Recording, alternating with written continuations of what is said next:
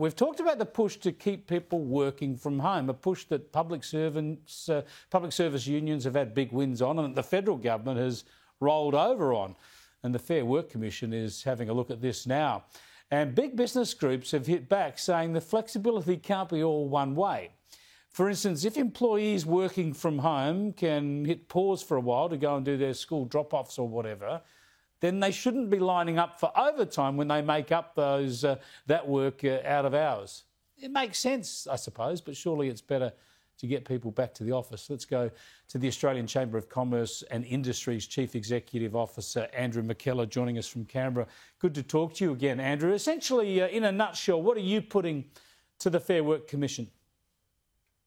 Well, hi, Chris. Look, I think our concern here is that there are really two ways in which we can end up with more regulation in industrial relations. One, of course, is through legislation, and the second is through the Fair Work Commission and the way in which they change awards. So, look, what we're asking them to do is in relation to things like rights around working from home, we want to keep that flexible. We want that to fundamentally be something that's agreed between an employer and an employee.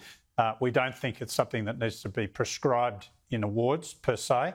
And as you've said, one of the things that we are urging the Commission to be careful about is that if people are going in for these sorts of flexible working arrangements, which business is happy to look at, we shouldn't have a situation of double counting. So if you're going to start work early, that's fine. We'll give you some flexibility to take the kids to school or to look after your other responsibilities. But those early hours, there shouldn't be at a penalty rate. You can work your 7 hours, 7.5 hours. That should all be on ordinary time. Yeah, it just makes sense. The flexibility has to go both ways now.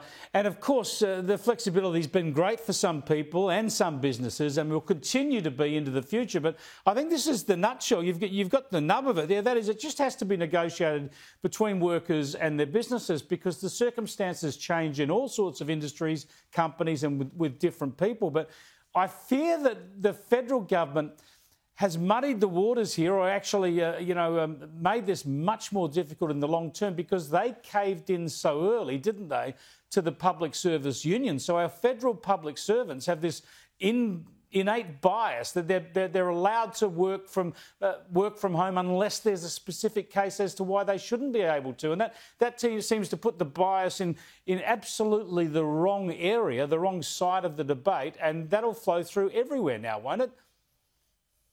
Well, I think there's been some extraordinary deals done, particularly for some of those federal public servants. So, we've seen a very significant uptake in working from home in a number of those central agencies. We've seen very significant new agreements where effectively they may be uncapped in terms of the flexibility that can be offered and a bias to agree to such demands. I think those are that sets a very high bar. I think that's very difficult if the expectation is that private businesses, particularly smaller and medium-sized businesses, are going to have to agree to those sorts of things.